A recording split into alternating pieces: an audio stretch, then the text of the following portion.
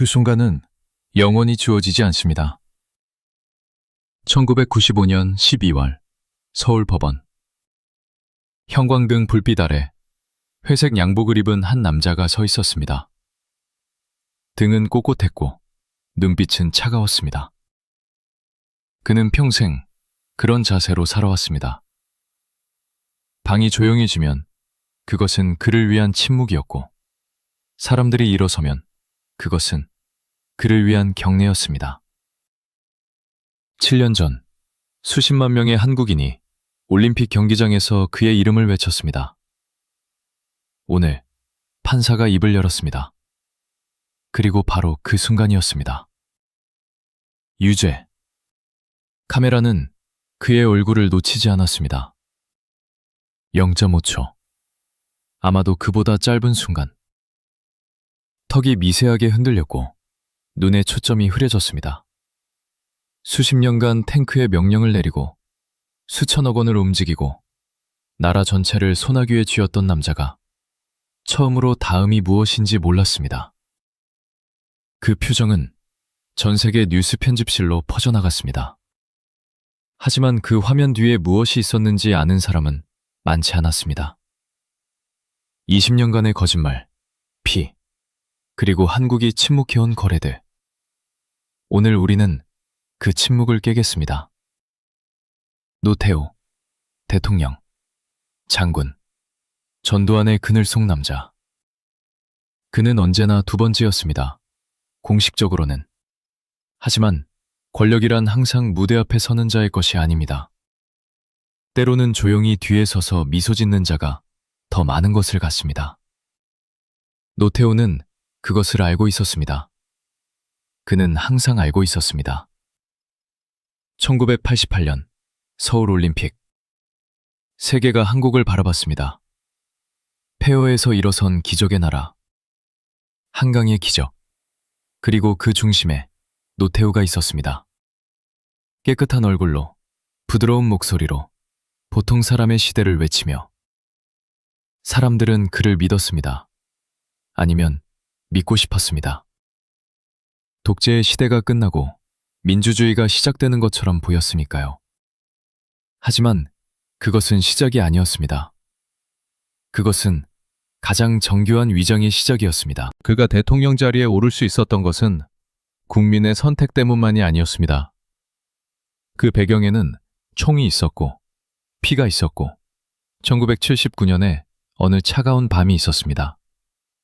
모든 것은 그날 밤 시작되었습니다. 그리고 그날 밤을 이해하지 않고는 1995년 법정에서 그의 얼굴이 왜 그렇게 굳어버렸는지 결코 이해할 수 없습니다. 지금부터 그 이야기를 시작하겠습니다. 처음부터. 1979년 10월 26일 밤, 서울 궁정동의 한 안가. 총성이 울렸습니다. 대한민국 제18대 대통령 박정희가 자신의 측근, 중앙정보부장 김재규의 총에 맞아 숨졌습니다. 18년간 이 나라를 철권으로 통치했던 남자가 저녁 식사 자리에서 생을 마감했습니다. 한국은 충격에 빠졌습니다. 그는 분열됐습니다. 권력의 공백이 생겼고 그 공백은 누군가를 기다리고 있었습니다. 계엄령이 선포됐습니다. 합동수사본부장 전두환 소장이 수사를 맡았습니다. 공식적으로는 대통령 암살 사건을 수사하는 자리였습니다. 하지만 전두환은 수사관이 되려는 것이 아니었습니다. 그는 권력을 원했습니다. 그리고 그 옆에는 언제나 노태우가 있었습니다. 두 사람은 육사 동기였습니다. 11기. 함께 훈련받고, 함께 전쟁을 겪고, 함께 출세했습니다. 그들의 관계는 단순한 우정이 아니었습니다. 그것은 동맹이었습니다. 서로의 약점을 알고 서로의 야망을 이해하는 두 남자의 계약. 전두환이 앞에서 싸운다면 노태우는 뒤에서 지킨다. 전두환이 명령을 내린다면 노태우는 실행한다. 1979년 12월 12일 밤. 이것이 그 계약이 처음으로 시험된 날이었습니다. 그날 밤 전두환과 노태우는 움직였습니다.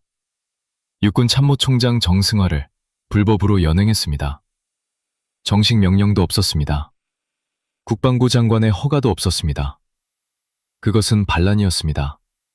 군사 쿠데타였습니다. 하지만 그들은 그렇게 부르지 않았습니다. 군 내부 정화작전이라고 불렀습니다. 말을 바꾸면 현실도 바뀐다고 믿는 사람들의 방식으로 노태우의 역할은 결정적이었습니다. 그는 수도 경비사령부 예하 구 공수여단을 이끌고 서울 시내로 진입했습니다. 탱크가 서울 도심을 달렸습니다. 시민들은 창문 너머로 그 장면을 바라봤습니다. 무슨 일이 일어나는지 알 수 없었습니다. 두려웠습니다. 그리고 그 두려움이 바로 전두환과 노태우가 원하는 것이었습니다. 작전은 성공했습니다. 저항은 없었습니다. 아니, 저항이 없었다기보다 저항할 수 없었습니다. 새벽이 되자 군의 실권은 전두환의 손에 넘어가 있었습니다. 대한민국 정치사에서 이 사건은 12월 12일 군사반란으로 기록됩니다. 하지만 당시 그들은 영웅처럼 걸었습니다. 패배자처럼 보이지 않았습니다. 권력은 그들의 것이었고 역사는 승자가 쓰는 것이었으니까요. 노태우는 그날 밤 이후 달라졌습니다. 아니, 정확히 말하면 그날 밤 이후 그가 어떤 사람인지가 처음으로 완전히 드러났습니다. 부드러운 말투, 차분한 표정. 하지만 그 안에는 탱크를 명령할 수 있는 의지가 있었습니다. 그것을 아는 사람은 많지 않았습니다. 아직은. 1980년 봄, 한국은 짧은 희망의 계절을 맞이했습니다. 박정희 독재가 끝나고 사람들은 민주주의를 꿈꿨습니다. 대학가에서는 시위가 벌어졌습니다. 노동자들이 거리로 나왔습니다. 언론이 조심스럽게 목소리를 높이기 시작했습니다. 서울의 봄이라고 불렸습니다.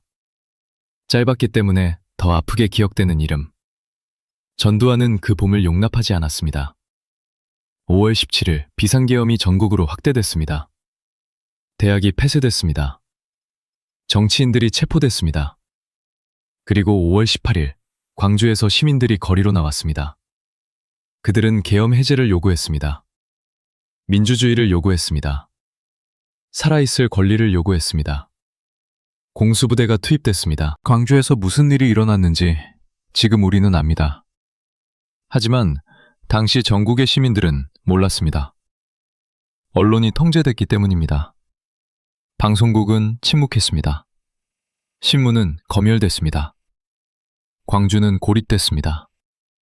열흘간의 항쟁, 수백 명의 죽음, 그리고 그 위에 세워진 전두환 정권. 노태우는 이 모든 과정에서 어디에 있었습니까? 그는 수도 경비사령관이었습니다. 서울을 지키는 자리. 광주에 직접 군을 보내는 명령체계에서 그는 한 단계 뒤에 있었습니다. 나중에 재판에서 그는 말했습니다. 나는 광주 작전에 직접적인 책임이 없다. 법원은 그 말을 일부 받아들였습니다. 하지만 역사는 다른 판단을 내렸습니다. 12월 12일에 참여했고 5.18 당시 군의 핵심 실세 중 한 명이었던 노태우. 그의 손이 깨끗하다고 말하는 사람은 없었습니다. 전두환이 대통령이 됐습니다. 1980년 체육관 선거로. 국민이 선택한 것이 아니라 군인들이 만든 선거인단이 선택한 대통령. 노태우는 그 옆에 서 있었습니다. 항상 그래왔던 것처럼 그늘 속에서 미소를 지으며. 하지만 전두환 정권도 영원하지 않았습니다. 1987년 한국이 다시 폭발했습니다. 박종철 고문 사망 사건, 이한열 최루탄 사망 사건. 전국에서 수백만 명이 거리로 나왔습니다. 6월 항쟁. 이번에는 탱크로도 막을 수 없었습니다.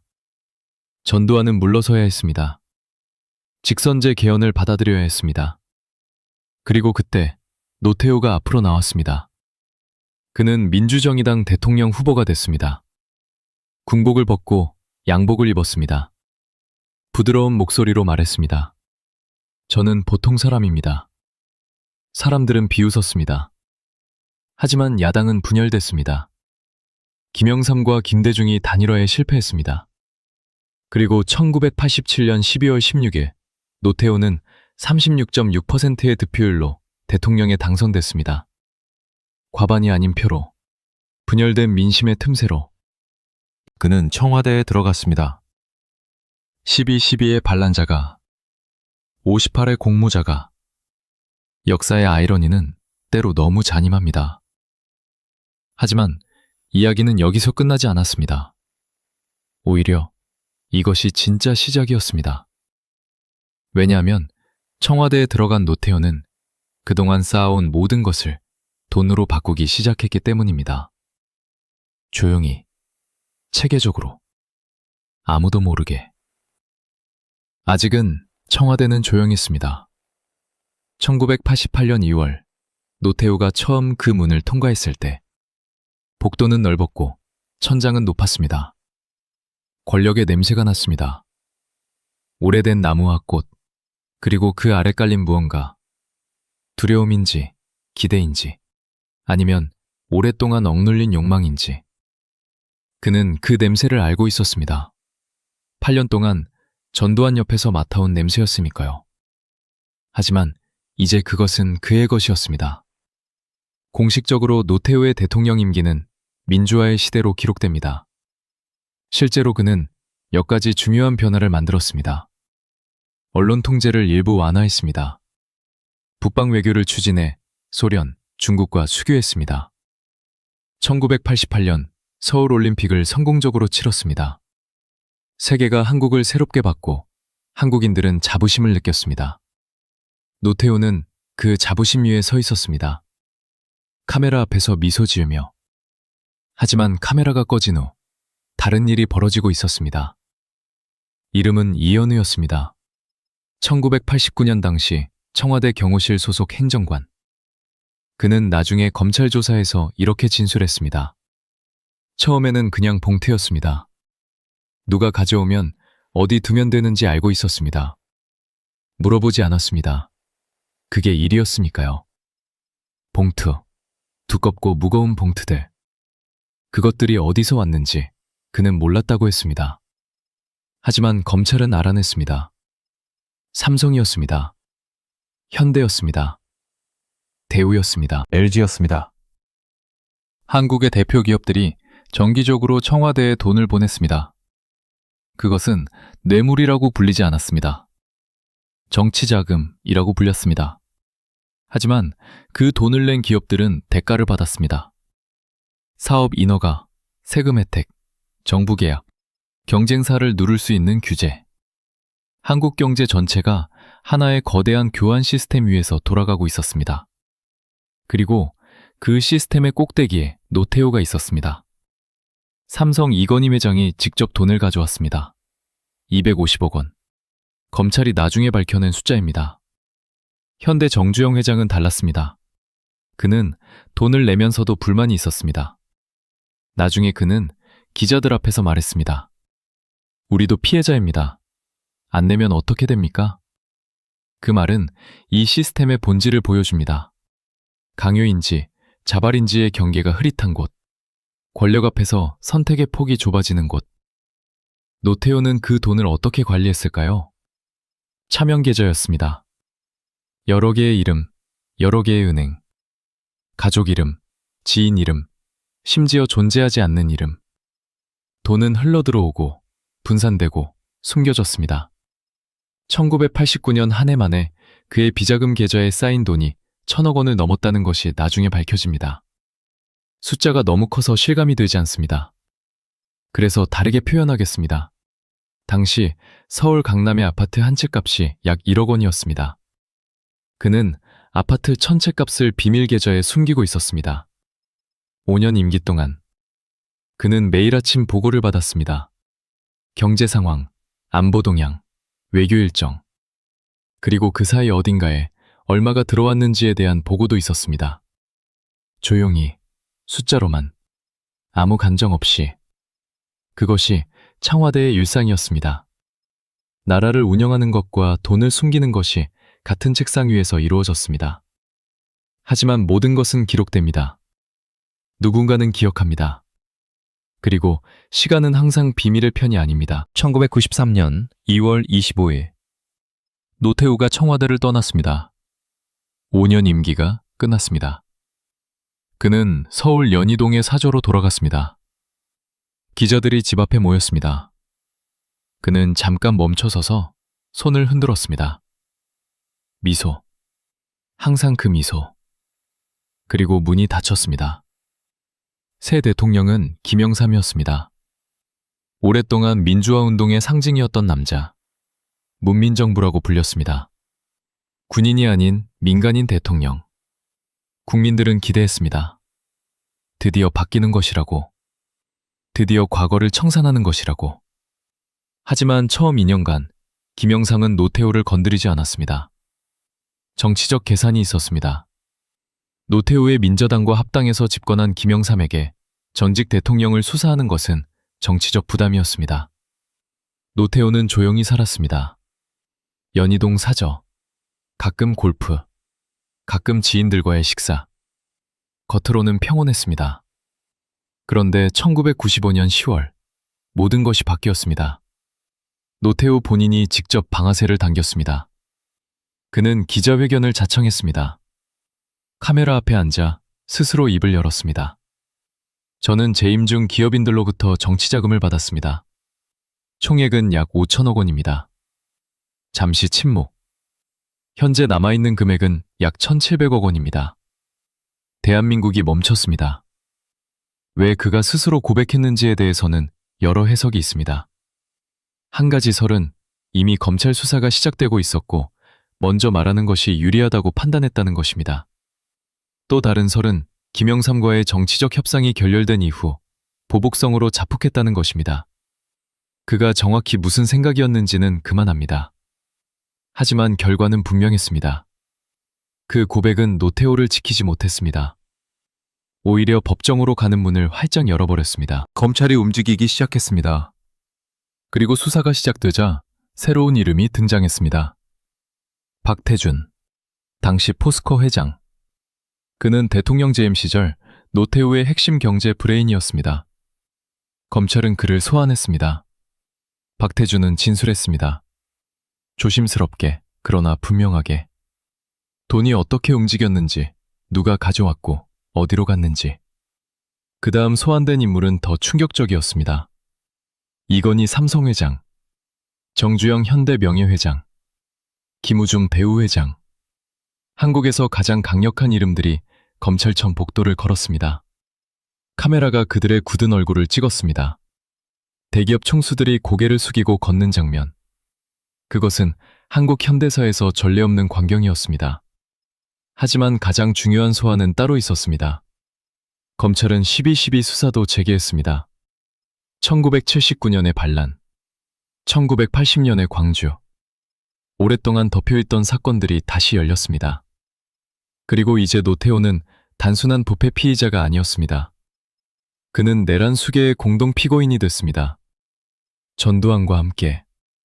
16년 만에 그 두 사람은 다시 같은 자리에 서게 됩니다. 하지만 이번에는 법정이었습니다. 노태우는 연희동 사저문을 나섰습니다. 구치소로 향하는 차 안에서 그의 표정은 읽히지 않았습니다. 창문 너머 사람들이 그를 바라봤습니다. 누군가는 욕을 했고 누군가는 그냥 바라봤습니다. 한국은 그 장면을 텔레비전으로 지켜봤습니다. 침묵 속에서.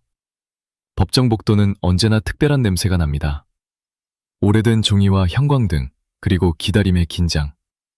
1995년 12월 서울지방법원. 복도 양쪽에 기자들이 줄지어 서 있었습니다.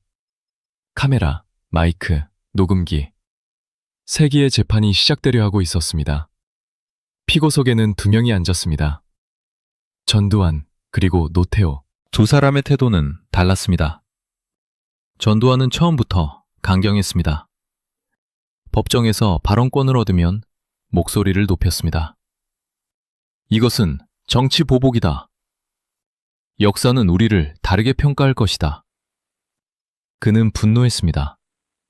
그 분노가 진짜인지 연기인지는 알 수 없었습니다. 하지만 카메라 앞에서 그는 싸웠습니다. 노태우는 달랐습니다. 그는 조용했습니다. 지나치게 조용했습니다. 변호인이 발언할 때 그는 앞을 바라봤습니다. 검사가 혐의를 읽을 때 그는 손을 무릎 위에 가지런히 올려놓았습니다. 법정 기자들은 나중에 이렇게 기록했습니다. 노태우는 마치 다른 사람의 재판을 구경하는 것 같았다. 그것이 체념인지 전략인지 아니면 현실을 받아들이지 못하는 것인지. 검사들은 혐의를 하나씩 읽었습니다. 내란 수괴. 1979년 12월 12일 군 수뇌부를 불법으로 체포하고 무력으로 군 통수권을 탈취. 내란 목적, 살인. 1980년 5월 18일 광주에서 시민들에 대한 무력 진압의 공모. 뇌물수수. 재임 기간 중 대기업 총수 34명으로부터 총 2,838억 원 수수. 숫자들이 법정에 울려 퍼졌습니다. 기자들은 받아 적었습니다. 방청객들은 숨을 죽였습니다.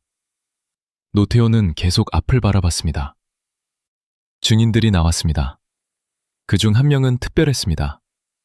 이름은 공개되지 않았지만 전직 육군대령. 12월 12일 당시 노태우 지휘 아래 있었던 장교. 그는 떨리는 목소리로 진술했습니다. 그날 밤 명령은 분명했습니다. 의심하면 안 됩니다. 물어보면 안 됩니다. 그냥 따르는 것이 군인이라고 했습니다. 그는 잠시 멈췄습니다. 저는 따랐습니다. 그것을 평생 후회합니다. 법정이 조용해졌습니다. 그 침묵 속에서 노태우가 처음으로 미세하게 움직였습니다. 고개가 약간 숙여졌습니다. 0.5초, 아주 짧게. 그리고 다시 앞을 바라봤습니다. 광주 유가족들도 증언대에 섰습니다. 1980년 5월 아들을 잃은 어머니. 그녀는 법정에 들어서면서 피고석을 바라봤습니다. 전두환은 시선을 피했습니다. 노태우는 피하지 않았습니다. 두 사람의 눈이 잠깐 마주쳤습니다. 그 어머니가 무슨 말을 했는지 법정 기록에는 남아 있습니다. 제 아들이 왜 죽었습니까? 누가 명령했습니까? 대답해 주십시오. 노태우는 대답하지 않았습니다. 그것은 그의 권리였습니다. 피의자는 침묵할 수 있습니다. 하지만 법정 복도에서 그 장면을 지켜본 사람들은 오랫동안 그 침묵을 기억했습니다. 재판은 수개월간 이어졌습니다. 증거가 쌓였습니다. 진술이 쌓였습니다. 비자금 계좌 내역서, 기업 임원들의 진술서, 군 작전 일지.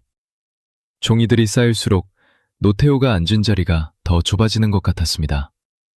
1996년 8월 26일 1심 선고 공판. 판사가 입을 열었습니다. 전두환, 사형. 노태우, 징역 22년 6개월. 추징금 2,688억 원. 그 순간, 카메라가 포착한 그 순간, 노태우의 얼굴이 굳었습니다. 1초도 되지 않는 시간 안에 무언가가 무너지는 것을 세상이 목격했습니다. 전직 대통령, 전직 장군, 평생 표정 하나 흐트러뜨리지 않았던 남자. 그 남자의 얼굴에서 처음으로 균열이 보였습니다. 그것이 전 세계 뉴스의 첫 화면이 됐습니다. 그리고 그것은 단순히 한 남자의 표정이 아니었습니다. 그것은 오랫동안 감춰졌던 진실이 마침내 얼굴 위에 떠오른 순간이었습니다. 하지만 이야기는 여기서 끝나지 않습니다. 판결 이후에 또 다른 한국이 있었습니다. 협상이 있었습니다. 사면이 있었습니다. 그리고 역사가 어떻게 이 모든 것을 소화했는지에 대한 이야기가 남아 있습니다. 그것이 가장 불편한 부분입니다. 1996년 8월 26일 저녁. 선고가 끝난 후 법원 청사 밖은 두 개의 세계로 나뉘어 있었습니다. 한쪽에는 광주 유가족들이 있었습니다. 그들은 울었습니다. 기쁨의 눈물이었는지, 분노의 눈물이었는지, 아니면 16년간 참아온 것이 한꺼번에 터지는 눈물이었는지, 아마 그 세 가지 모두였을 것입니다. 어떤 어머니는 주저앉았습니다. 옆에 있던 사람이 그녀를 붙잡았습니다. 아무 말도 없었습니다. 말이 필요 없었습니다. 다른 한쪽에는 기자들이 있었습니다.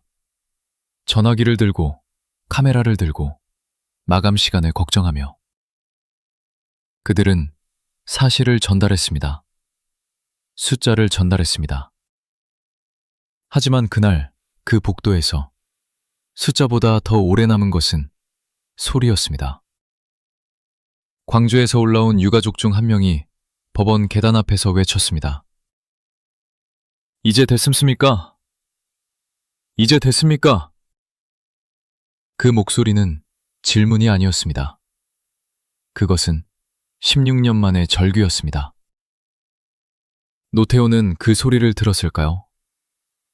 구치소로 돌아가는 차 안에서 그는 창문 너머를 바라봤다고 전해집니다. 경호원들이 양쪽에 앉아 있었습니다. 아무도 말하지 않았습니다. 서울의 저녁 풍경이 차창을 스쳐 지나갔습니다. 한강이 보였습니다. 올림픽 경기장이 있는 방향이었습니다.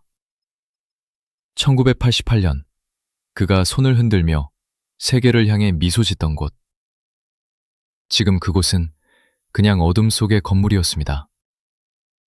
하지만 진짜 충격은 판결 이후에 나왔습니다. 재판이 진행되면서 드러난 사실들이 있었습니다. 검찰이 끝까지 파고들었을 때 나온 숫자들, 이름들, 날짜들. 그것들이 하나씩 공개될 때마다 한국 사회는 조금씩 더 흔들렸습니다. 첫 번째 충격, 비자금의 규모였습니다. 노태우가 스스로 밝힌 숫자는 5천억 원이었습니다. 하지만 검찰이 추적한 숫자는 달랐습니다. 계좌 추적, 기업 잔고 분석, 차명 부동산 조사. 검찰은 실제 수수액이 공식 인정액보다 훨씬 클 것이라고 판단했습니다. 일부 수사관들은 비공개 브리핑에서 1조 원에 가까울 수도 있다는 말을 했습니다. 확인된 숫자만으로도 전직 대통령이 5년 임기 동안 하루 평균 1억 5천만 원 이상의 뇌물을 받은 셈이었습니다. 하루에 평균. 두 번째 충격, 돈을 준 사람들이었습니다. 삼성 이건희, 현대 정주영, 대우 김우중, LG 구자경, 롯데 신격호. 대한민국을 대표하는 기업 총수들이 줄줄이 소환됐습니다. 그들은 모두 인정했습니다. 비렸습니다. 하지만 그 다음 문장이 문제였습니다. 어쩔 수 없었습니다. 강요였다는 뜻이었습니다. 하지만 법원은 그것을 완전히 받아들이지 않았습니다. 자발성과 강요의 경계, 그 회색지대에서 기업 총수들은 대부분 집행유예를 받았습니다. 감옥에 가지 않았습니다. 그들은 너무 거대했고 한국 경제는 그들 없이 돌아가기 어려웠습니다. 그것이 세 번째 충격이었습니다. 뇌물을 준 사람들은 풀려났습니다. 뇌물을 받은 사람은 징역 22년을 받았습니다. 그 비대칭. 많은 한국인들이 분노했습니다. 하지만 그것보다 더 깊은 분노가 있었습니다. 이 시스템을 만든 것이 노태우 혼자가 아니라는 인식. 기업도 알고 있었습니다. 관료도 알고 있었습니다. 금융기관도 알고 있었습니다. 대한민국의 성장 신화 뒤에 이 거대한 부패의 구조가 있었다는 것. 한강의 기적이라고 불렸던 것의 어두운 면이 법정에서 공개됐습니다. 그리고 네 번째 충격. 가장 오래 기억되는 것. 검찰 수사 과정에서 나온 진술 중에 이런 내용이 있었습니다. 노태우 재임 시절 청와대에서 기업 총수들과 가진 식사 자리, 공식 기록에는 없는 자리들, 그 자리에서 나는 대화들. 어느 기업 임원이 진술했습니다. 대통령이 직접 말씀하시지는 않았습니다. 하지만 분위기가 있었습니다. 얼마를 해야 하는지 모두가 알고 있었습니다. 말하지 않아도 아는 것이 있지 않습니까? 말하지 않아도 아는 것. 한국 사회가 오랫동안 외면하고 싶었던 진실이 거기 있었습니다. 징역 22년 6개월, 추징금 2,688억 원. 숫자로 보면 무겁습니다. 하지만 한국의 역사는 숫자대로 가지 않았습니다. 1997년이었습니다. 대한민국은 IMF 외환위기를 맞았습니다. 나라가 흔들렸습니다. 기업들이 무너졌습니다. 실업자가 쏟아졌습니다. 사람들은 생존에 급급했습니다. 정치는 그 혼란 속에서 계산을 시작했습니다. 12월, 김영삼 대통령의 임기가 끝나가고 있었습니다. 그는 퇴임 전 마지막 결정을 내렸습니다. 전두환과 노태우를 사면하겠다고 발표했습니다. 이유는 국민 통합이었습니다. IMF 위기 속에서 국론을 하나로 모아야 한다는 논리였습니다. 새로 당선된 김대중 대통령도 동의했습니다. 과거의 적이 내린 결정에 민주화 운동의 상징이 사명했습니다. 1997년 12월 22일, 전두환과 노태우가 구치소 문을 나섰습니다. 전두환은 수감된 지 약 2년 만이었습니다. 노태우도 마찬가지였습니다. 22년 6개월의 판결은 2년으로 끝났습니다. 광주 유가족들은 그날을 기억합니다. 텔레비전 앞에 모여 앉아 두 사람이 걸어 나오는 장면을 봤습니다. 어떤 이는 채널을 꺼버렸습니다. 어떤 이는 울었습니다. 어떤 이는 아무 말도 하지 않았습니다. 그 침묵이 어쩌면 가장 크게 울렸습니다. 노태우는 연희동 사저로 돌아갔습니다. 문이 닫혔습니다. 세상은 계속됐습니다. 하지만 추징금은 달랐습니다. 2,688억 원. 국가는 그 돈을 끝까지 추적했습니다. 아니, 추적하려 했습니다. 노태우 측은 돈이 없다고 했습니다. 검찰은 믿지 않았습니다. 수년간의 숨바꼭질이 이어졌습니다. 부동산, 차명계좌, 해외자산. 하나씩 추적됐습니다. 그러나 2,688억 원이 완전히 환수되는 데는 수십 년이 걸렸습니다. 그리고 일부는 끝내 돌아오지 않았습니다. 여기서 가장 충격적인 사실이 나옵니다. 2002년 노태우의 아들 노재현이 해외에서 체포됐습니다. 그는 아버지의 비자금 일부를 해외로 빼돌린 혐의를 받았습니다. 미국, 홍콩, 싱가포르. 돈의 흔적이 여러 나라에 걸쳐 있었습니다. 국제 공조 수사가 이루어졌습니다. 가족까지 연루된 비자금 은닉. 그것은 단순한 개인의 욕심이 아니었습니다. 체계적으로 설계된 도피 시스템이었습니다. 노태우는 이 사실에 대해 공개적으로 말하지 않았습니다. 침묵이었습니다. 법정에서도, 카메라 앞에서도 그 침묵은 달라지지 않았습니다. 그것이 그의 방식이었습니다. 말하지 않는 것, 인정하지 않는 것, 표정을 관리하는 것. 하지만 세상에는 끝까지 침묵할 수 없는 것이 있습니다.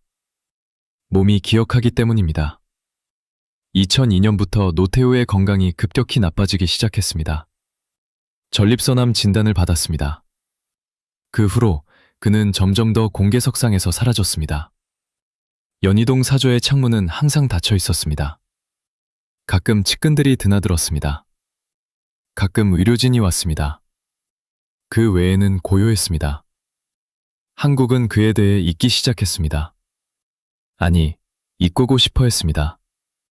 새로운 스캔들이 있었습니다. 새로운 대통령들이 왔습니다. 새로운 위기가 있었습니다. 노태우는 그 흐름 속에서 서서히 과거의 인물이 됐습니다. 교과서 속의 이름, 다큐멘터리의 소재, 현실에서 멀어진 그림자. 하지만 광주는 잊지 않았습니다.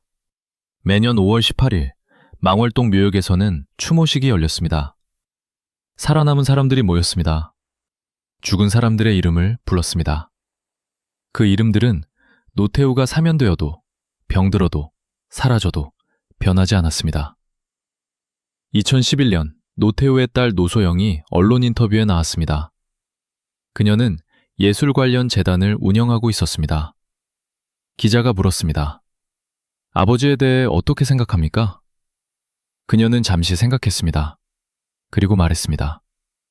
아버지도 시대의 산물이라고 생각합니다. 시대의 산물. 그 말은 한국에서 오래 회자됐습니다. 어떤 사람들은 이해했습니다. 어떤 사람들은 분노했습니다. 하지만 그보다 더 오래 회자된 말은 다른 곳에서 나왔습니다. 2017년 박근혜 전 대통령이 탄핵되고 구속됐습니다. 대한민국은 또 한 번 전직 대통령이 법정에 서는 장면을 목격했습니다. 그때 많은 한국인들이 1995년을 떠올렸습니다. 노태우의 얼굴이 굳어지던 순간을.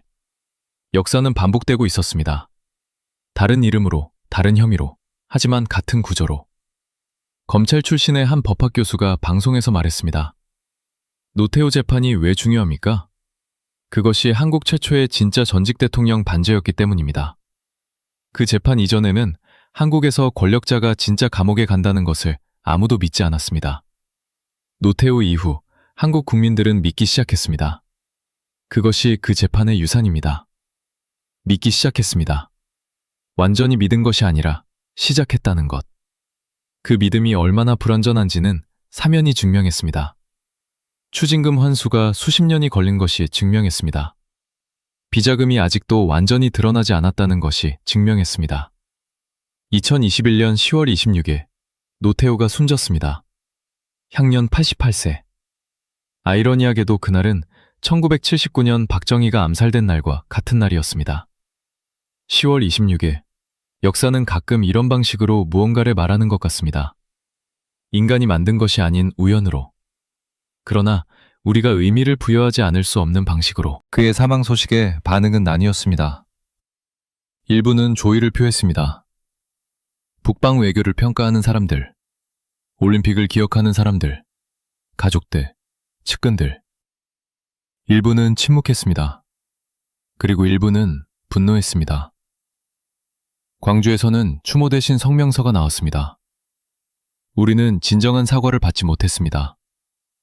그것이 마지막 말이었습니다. 그가 살아있는 동안 끝내 하지 않은 것에 대한.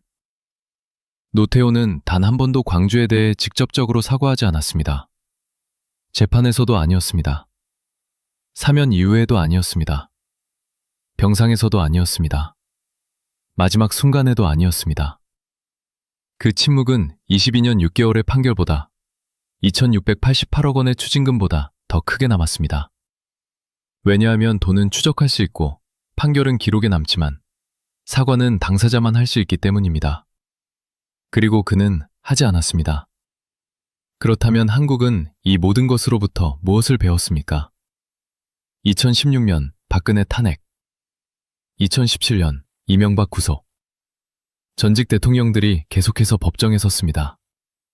어떤 사람들은 말합니다. 한국 민주주의는 성숙했다. 권력자도 법 앞에 선다. 다른 사람들은 말합니다. 왜 항상 이후에야 알게 됩니까? 왜 항상 끝난 뒤에야 법정이 열립니까? 두 가지 말이 모두 맞습니다. 그것이 민주주의의 현실입니다. 완벽하지 않고 느리고 불완전하지만 그래도 움직이는.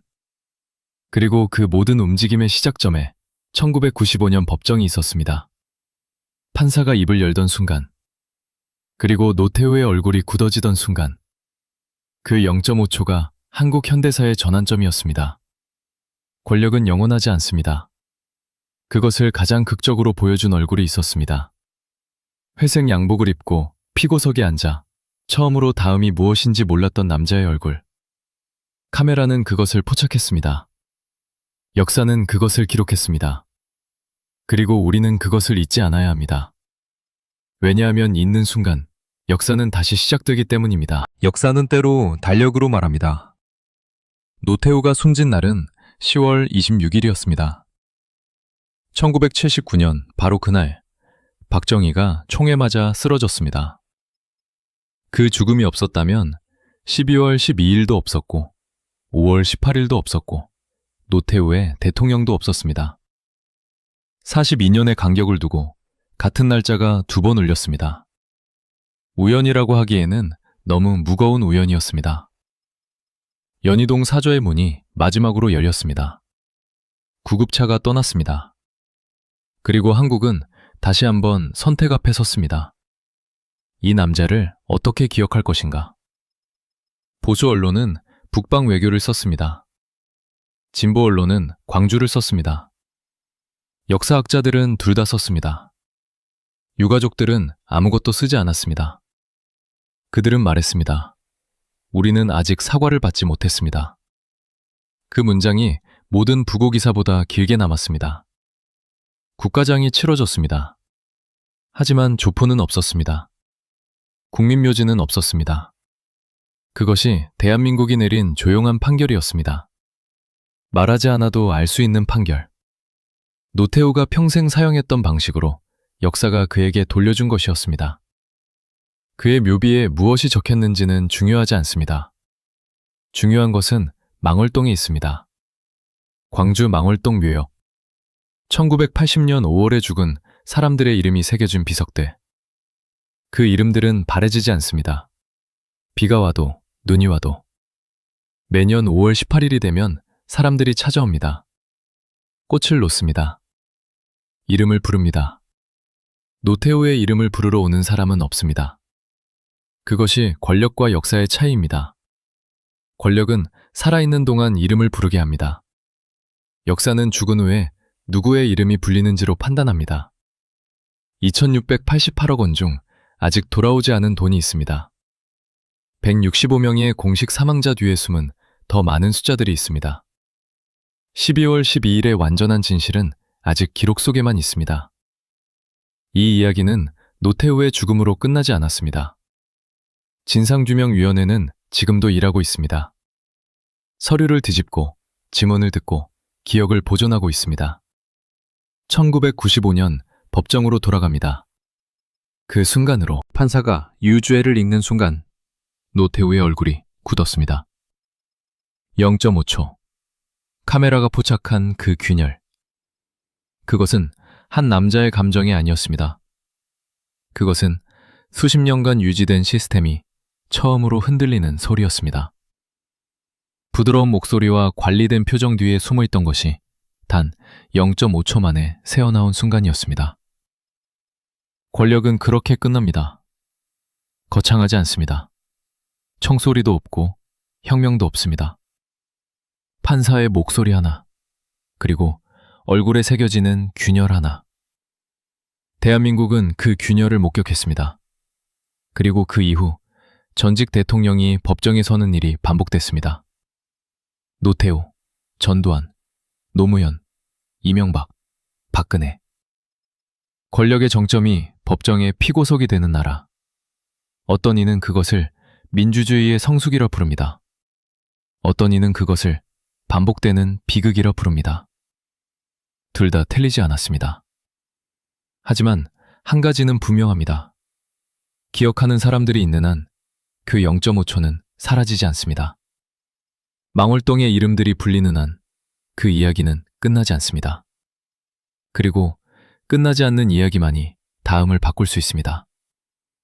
노태우, 대통령, 장군, 죄인, 그리고 한국이 아직도 소화하지 못한 시대의 이름.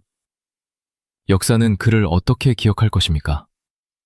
그 답은 지금 살아있는 우리가 쓰고 있습니다. 매일 한 줄씩.